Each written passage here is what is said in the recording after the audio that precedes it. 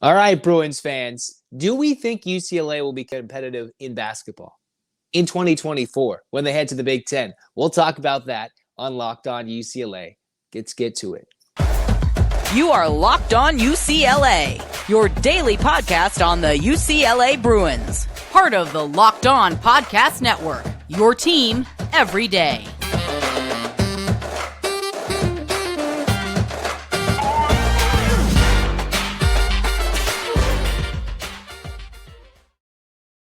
Welcome, everybody, to the Locked On UCLA podcast. I'm your favorite host, newly mustached, if you're watching on YouTube.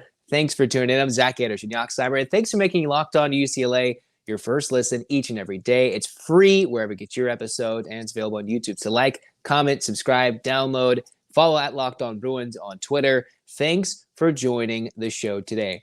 Moving into 2024, as we take a year-by-year look, we're going to jump ahead a year. Will I still have the mustache in a year? Who knows? But we're going to talk about what 2024 looks like, and that could be completely different than what we absolutely think. UCLA basketball, I wonder in how competitive the Big Ten Conference will be for a lot of the sports, especially the two big money sports, football and basketball.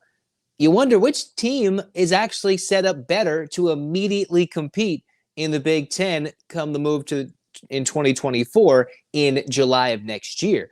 Basketball, of course, it's a little bit more year by year. Chip Kelly can set up a team a couple of years in advance to prepare for those first couple of years in the Big Ten after his contract extension.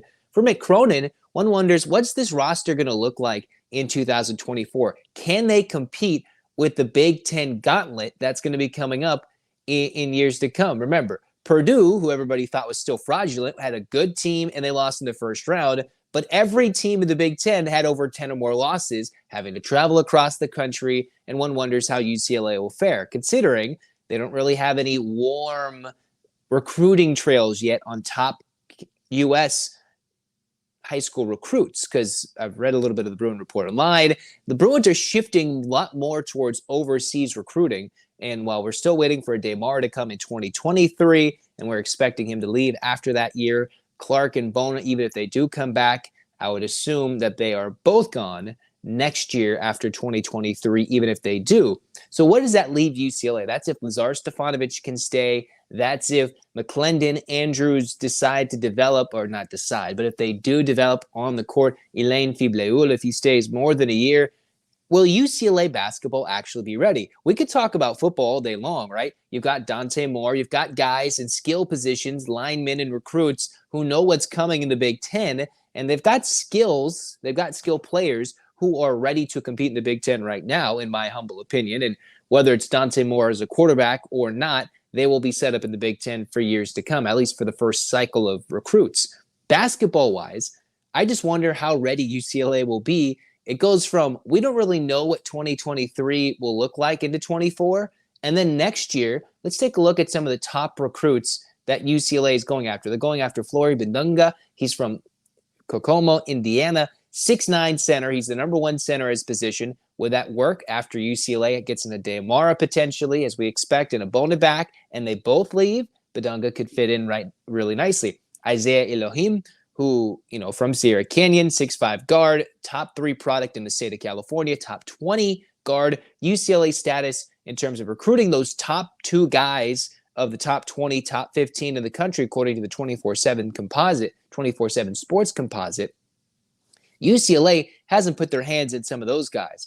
They have talked to a Trent Perry from a Harvard Westlake, a Sebastian Reinschich, who, he's a little warm, 6'9" power forward. So one wonders, what are these guys going to look like in the next year? And considering how many UCLA recruits they missed out on heading into 2023, will they be prepared in college basketball as we shift out of the COVID age of the extra year, right? You get the COVID year, and I think next year or the year after, barring extra crazy red shirts and whatnot, we are phasing out of the COVID age. And with the transfer portal and the NIL, will college basketball remain old? Or will it go back to young, as the NBA hasn't gone to the one-and-done rules? They have not decided to do that, even though we all expected that would happen.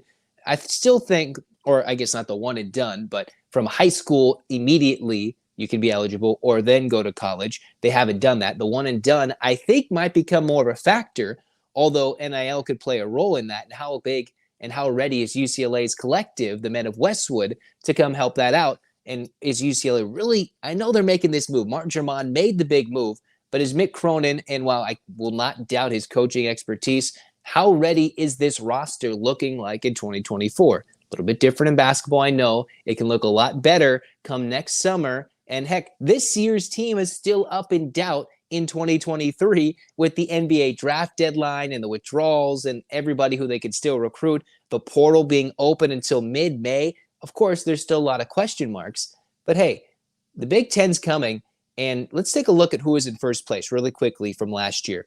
You have Purdue, who was 15-5 in conference. They went 29-6. Obviously, they flamed out to Fairleigh Dickinson in the first round, becoming just the second ever 1 seed to lose to a 16 seed. You had Indiana, 12-8, 23-12. Northwestern, who the Bruins sent out, 12-8 in third. Michigan State, 11-8. They were 21-13. Maryland, who UCLA trounced, but Maryland went on a nice streak at the end of the year.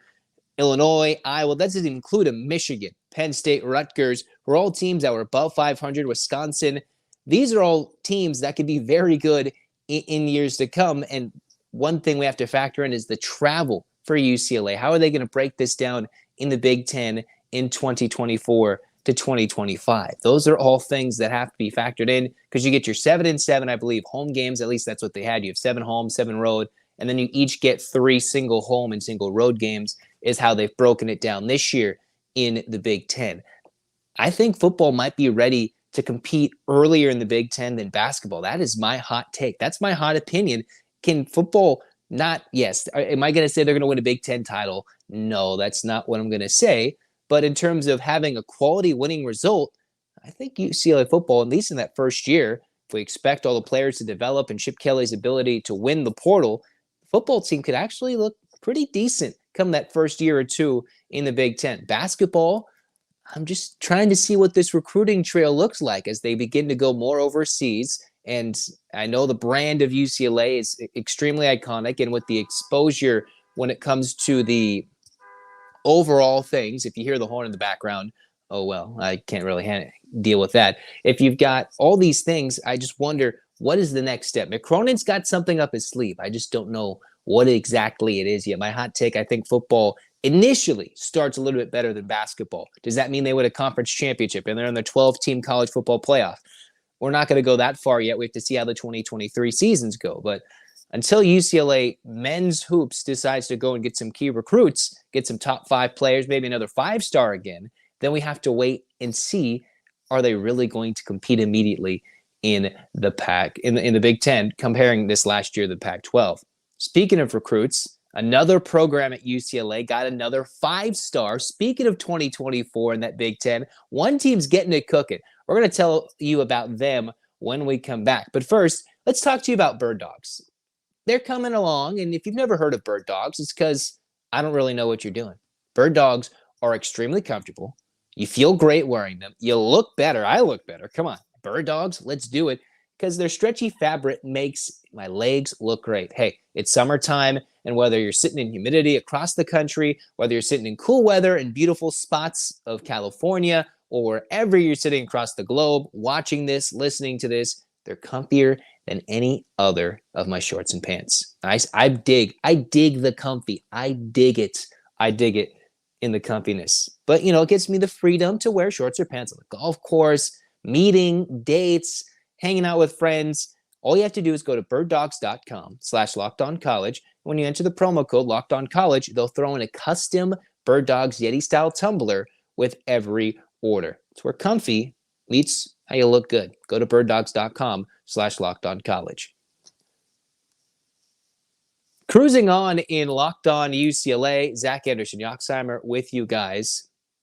The Bruins women's basketball team just today got another commitment from another 5-star. So speaking of a team and a program in Corey Close that wants to go make things happen in the Big Ten immediately. And while it's a little different when it comes to the recruiting cycle in a year to come, and while some players like to commit early, and I know in men's basketball they take as long as humanly possible to build up an NIL case and maybe do something overseas and do the G League, UCLA got a commitment from a 5-star. I believe she's now a top 20, 25 recruit. according to the ESPN sites of their rankings for ESPNW. You've got Avery Kane, a 5-star, who joins 5-star Kendall Dudley.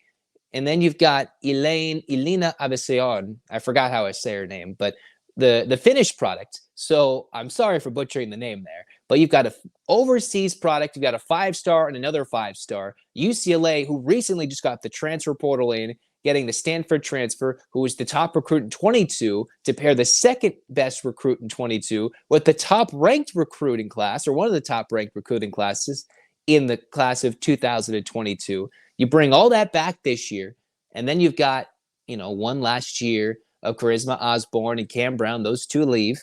And then you've got one more year of 2022's best recruiting class, 2 5-stars, and now UCLA women's hoops is all of a sudden looking like a big-time competitor in the Big Ten. And I know all the talk in the Big Ten right now will be, oh, yeah, Caitlin Clark and all those things. But eventually, she's going to run out of eligibility. And despite whatever big NIL check they're going to give her, she's going to go and play some extremely good pro basketball, while UCLA could come in and compete immediately in the Big Ten. Right away. A little bit different recruiting on the men's side, but for the women's side, man, Corey Close just knows how to go get the players. And while it was sad to see Juju go over to USC, one of the best recruits in the class of 23, Corey Close picked her battles, goes and gets last year's best recruit to compete for this year's team starting spot as the starting center.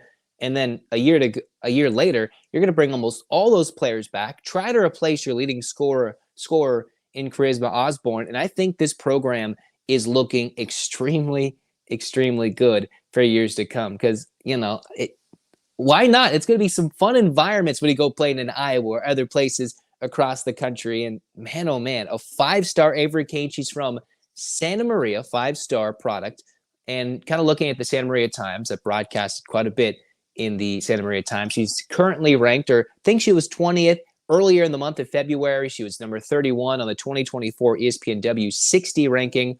And just reading what the website was saying, she was expected to rise. She's already jumped 11 spots, plays at St. Joseph's in Santa Maria. If you don't know where that is, it's in the Central Coast around Santa Maria, California. If you're not that big into California geography, it's in the Central Coast in between Santa Barbara and San Luis Obispo. And St. Joseph's is a really good program. They have really good athletics over there. A private school that is just really good top to bottom, whether it's the boys basketball program, the girls basketball program, just about every one of their sports competes at the highest level in the CIF, whatever it be, state, section, whatever, they can do it all.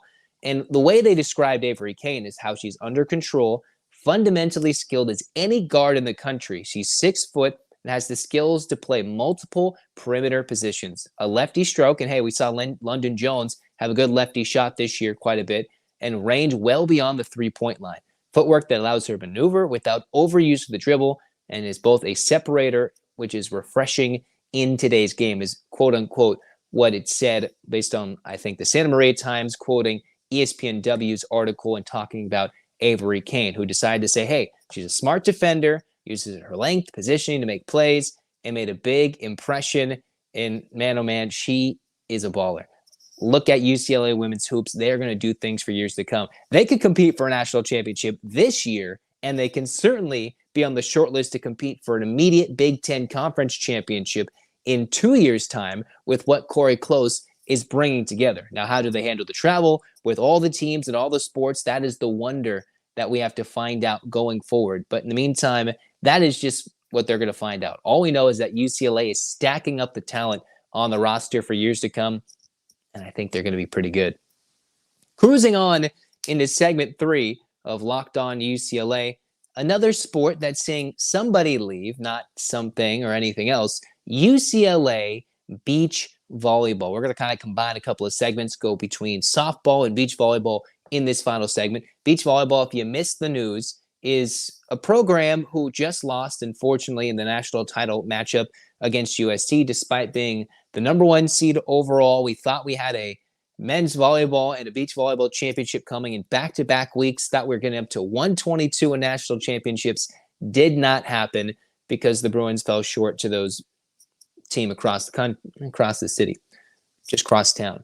Stein Metzger, though, the head coach who's been the coach for UCLA beach volleyball since its inception in the mid 2010s, back in 2015, when the program, or 2014, I forget what year it was, that UCLA turned into having a great program from the building before it was NCAA championship sponsored, fledgling little program. And then all of a sudden they won back-to-back titles. They've been in the finals twice, falling short. The only two teams that have won NCAA championships in beach volleyball, despite its expanding, reach across the country, Stein Metzger's going to Texas and going to start that program, or kind of revamp that program for somebody who is just seeing Texas in their second year, leaving UCLA, who won 3, championships as a Bruin on the men's indoor team.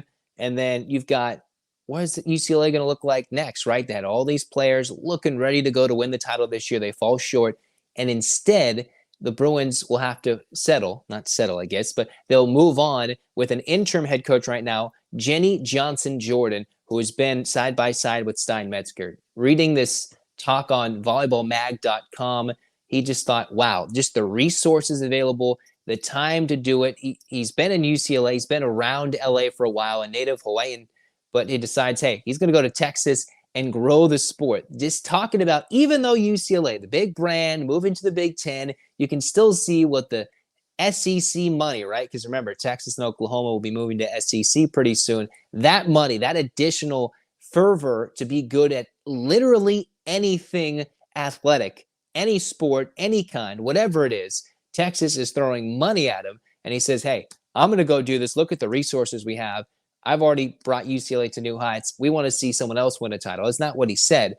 But one of the things is, Texas already has a good indoor volleyball program that just won a national championship. They want to be good on the beach side. And it's just unfortunate UCLA is losing Metzger, while his longtime assistant coach and Jenny Johnson-Jordan, who won an NCAA title back in 1991 with the women's indoor program, is preparing the way for the new era, right? You got a UCLA team that's won a couple of championships, a couple of runner-up finishes, and then, hey, let's get ready to go and get this new era in. That's something I wanted to bring up today because, hey, it sucks when your coach that literally started the program and got them to new heights, close to winning 3 to 4 national championships, always clashed with SC. He's going to go take on a new endeavor, and we'll see how UCLA women's volleyball does. If it's like women's soccer and Marguerite Erozaza, and she comes in and wins a title in her first year, hey, if that's not a sign of things to come, why not? Let's see what Jenny Johnson-Jordan can do on the beach volleyball front. So we'll see what happens there, but just know UCLA is going through a transition.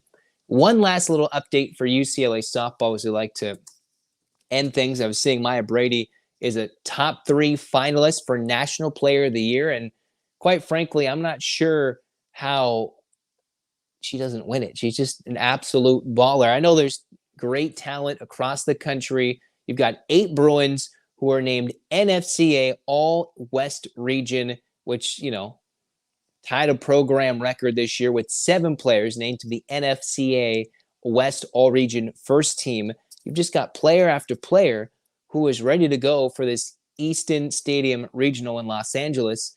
That's the NFCA, the National Fast Pitch Coaches Association. You've got Maya Brady, Megan Faremo, Brooke Giannis, Charlize Palacios, Woolery Grant, Kennedy Powell, and Savannah Pola. Hey, that doesn't even include Aaliyah Jordan, who's been playing well since returning from injury in the back half of the season. So again, the 38th NCAA postseason appearance for UCLA softball, an NCAA record, mind you, that begins on Friday, May 19th at 5 p.m. All those games, I believe, will be, or at least the majority of them, will be on ESPN+. The Bruins start against Grand Canyon. They've got San Diego State. They've also got Liberty in their bracket. The Bruins, heavy favorites just to get through that, although they played a lot of close games. They come off the Pac-12 tournament loss against Utah in the tournament final. Who they're matched up against if both teams win their regionals and face off in the supers. So while it might be tougher than we think, UCLA is overwhelming favorites to go and win, and all their players continually getting more and more love, right? Maya Brady getting all the recognition because she's just an absolute baller. You've got 8 different UCLA players getting named to recognition on the West Coast, It's just coming down to tournament time. And can they win? We'll talk about all that and more around the weekend, around everything, and talking UCLA softball, UCLA basketball, football, and all these things with UCLA. Because, hey, basketball is going to be making some waves soon. Football will be making some moves. We've got it all here on Locked On UCLA, which is why you should become an everyday listener. Hit that subscribe button, get the subscriptions, get the notifications for an episode's out, download all the audio platforms, all the video platforms. Thanks for your support. And hey, if you like the mustache, hit the comment section. If you don't like the mustache, keep your comments to yourself. All the jokes aside, we love you. Thanks for the support. Zach Anderson-Yoxsimer signing off. Hands up, Bruins fans. 8 clap time, baby. And 1, 2, 3, 4, 5, 6, 7, 8. UCLA. UCLA fight.